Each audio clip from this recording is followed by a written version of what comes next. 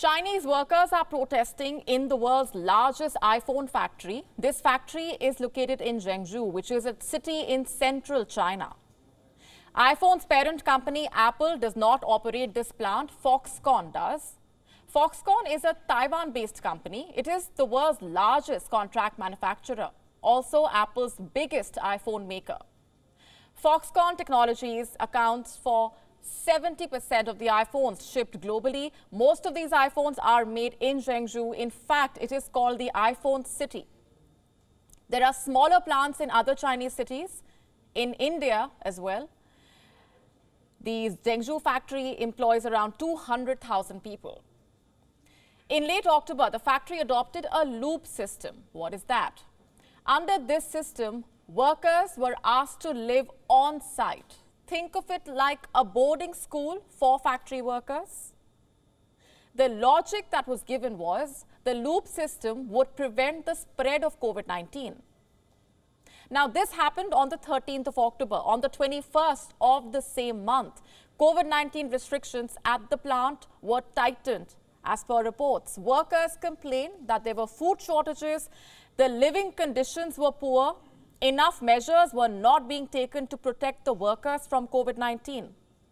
Also, those coming down with the virus were not being looked after properly. By the 30th of October, migrant workers started fleeing the Chinese factory. On the 1st of November, Foxconn comes up with a way to lure back the workers. The company says it has quadrupled bonuses. The workers were also being offered higher salaries. The measures worked and the factory welcomed new workers. But many of these workers now say that Foxconn is planning to delay the bonus. In the videos doing the rounds on the internet, some factory workers were heard chanting, "Give us our pay."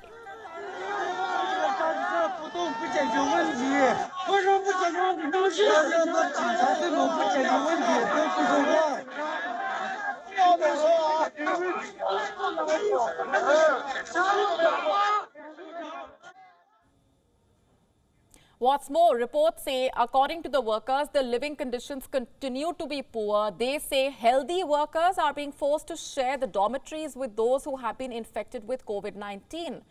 And the result is this: rare scenes of open dissent.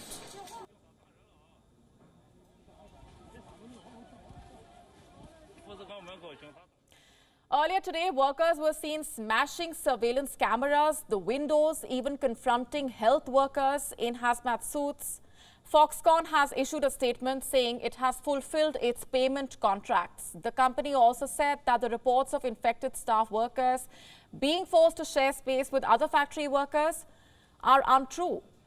And here's what else Foxconn said. Regarding any violence, the company will continue to communicate with the employees and the government to prevent similar incidents from happening again.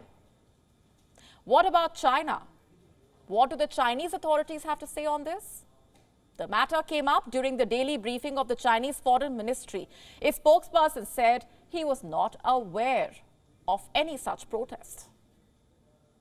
I'm not aware of the situation you mentioned. Also, this is not a foreign affairs matter. That's hardly surprising. When was the last time China spoke openly about troubles at home? Remember, it hid the COVID-19 outbreak for the longest time, and now it is silent on the protests. Videos uploaded on social media show a worker being hit in the head with a club. Another worker could be seen being taken away. You know, a lot of what these workers are alleging is contrary to China's zero COVID policy. The country claims to be hell-bent on defeating COVID-19, no matter what cost it comes at. What then explains the lapses in the basic COVID-19 protocol? Something as basic as quarantining the infected employees. Should one read this as China's desperation to keep the factory's production unaffected? It's no secret that China's zero COVID policy has hit the country's output. It has hit the supply chains. Apple itself has moved the production of iPads from China to Vietnam. A lot of Indian suppliers have been roped in as well. Reuters last month reported that iPhone output in Zhengzhou factory could fall as much as 30% in November. Now, China is a country that thrives on being the world's factory. Can it really afford to be seen as an unreliable production hub? Can it afford to lose more factories to neighboring countries? A dip in iPhone sales ahead of the holiday season means horror, and China knows that. And it looks like China was trying to prevent the slump at any cost. Reports say the Communist Party of China had earlier ordered grassroots cadres to fill in for the employees who had fled the Foxconn factory. It even asked the retired soldiers to go join the factory. A similar message was also sent out to the government workers. But should the questions only be directed at China? Should China alone be blamed for the poor working conditions in a Chinese factory, or is Apple equally responsible? After all, Foxconn is Apple's supplier. And Apple is a company with a history of extreme workplace practices.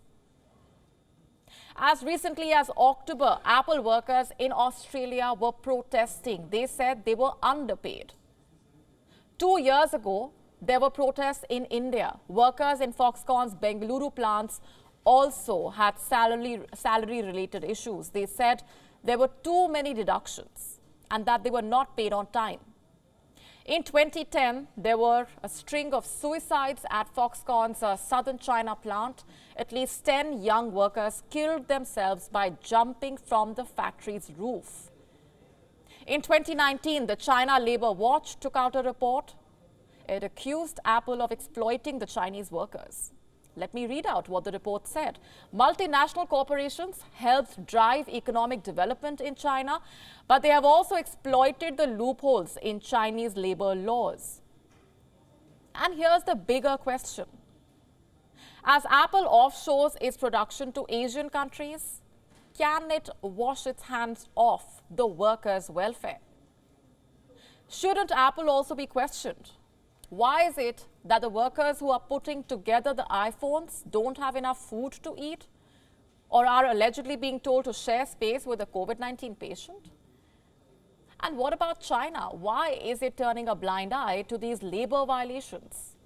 Why can it not ensure that basic COVID-19 protocols are being followed in its own factories? Just like any other story from China, there are more questions than answers. WION now available in your country. Download the app now. Get all the news on the move.